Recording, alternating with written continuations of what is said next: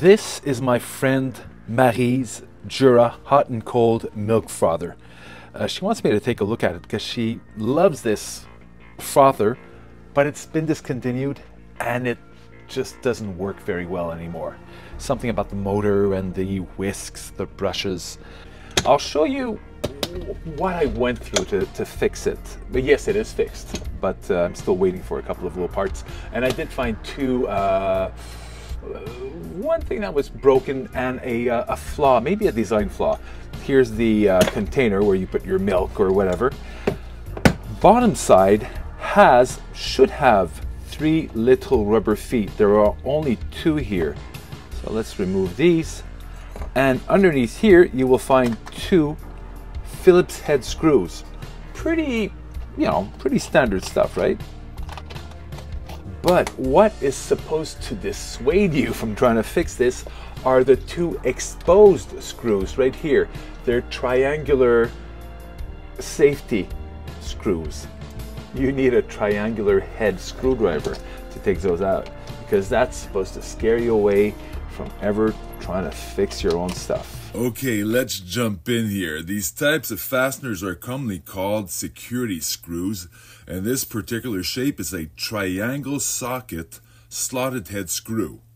Luke, anything to add? Well, manufacturers sometimes refer to these as anti-theft devices. As to which type of thief will attempt to break into your frother, manufacturers have yet to clarify that point. Yeah, you've got that right. These will just pop out. And, oh, these are this is an extra whisk and a disc. That disc, the one without the whisks attached, is used to warm milk without whipping it into a rich, frothy lather. These were part of the problems, but we'll get to that in a second. You get these metal washers also screwed into the bottom there, so the whisks, which are magnetized with molybdenum. What the hell was that? Did he just say what I think he said? I think he's getting his elements a bit mixed up here. Is Bob trying to say neodymium? That screws me up every time. Molybdenum. Oh, damn. He's saying it again. That's so bad. Molybdenum. Over and over and wrong. Is there any sort of link or correlation between molybdenum and neodymium? Well, apart from both being elements, none whatsoever. Maybe he's having a stroke? Well, this is embarrassing. Rare earth magnets are incorporated inside the whisk and the disc. I can't completely take this apart like I did the first time.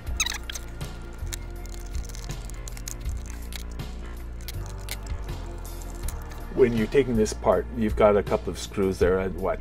1, 2, 3, 4 screws, maybe 5.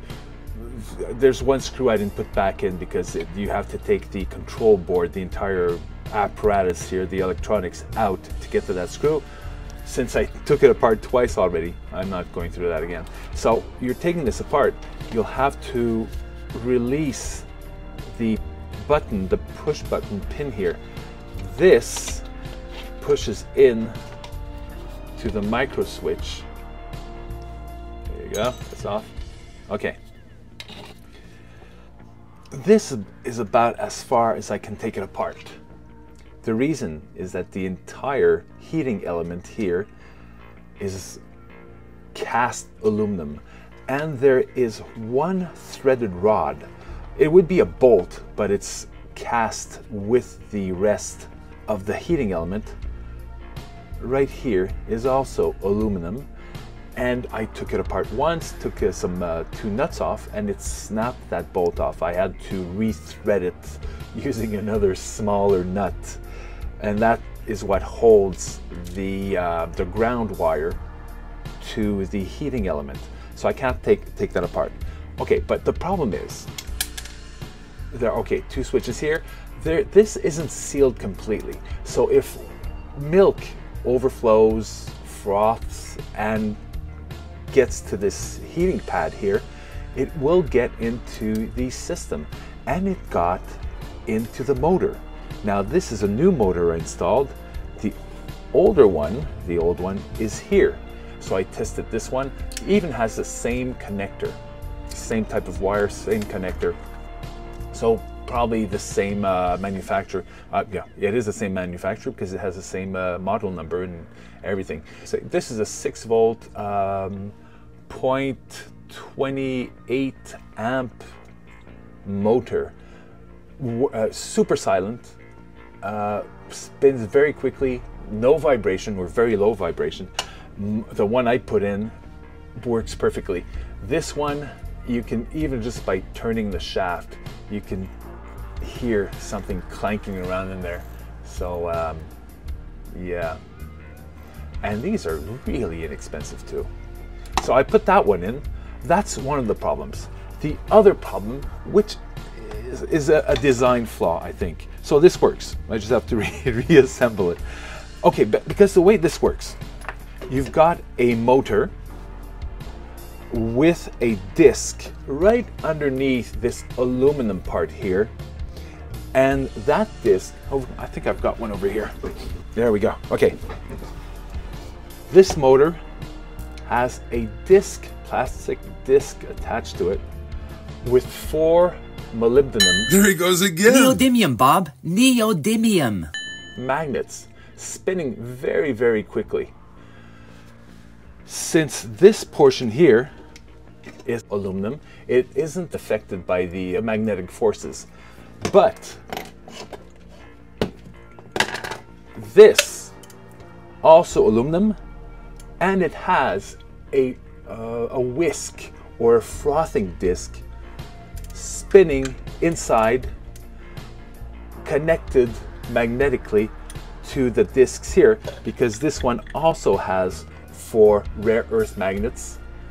But the weird thing is, the case here, the way this is made, it's not completely sealed, and the magnets are exposed.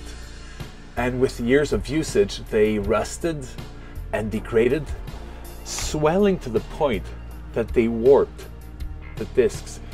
The whisk warps very badly. So instead of just floating on the central shaft here on the pivot, well, it starts touching the bottom of the cup, and that doesn't work very well. So motor changed, and then I ordered some whisks to replace these also. So that is a, how should I finish? Just a thumbs up? Maybe talk about molybdenum. No! Oh, this is embarrassing. Magnets? How incredibly strong they are. Oh. I'll show you what we can do with magnets. Molybdenum.